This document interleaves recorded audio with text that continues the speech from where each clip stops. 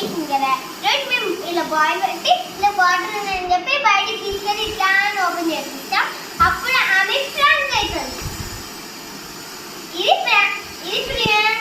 ఈ prank video మా అక్కయ్య కోసం చెప్పగలరు. ఇది ఫుల్ వీడియో చూడాలి. Let's go.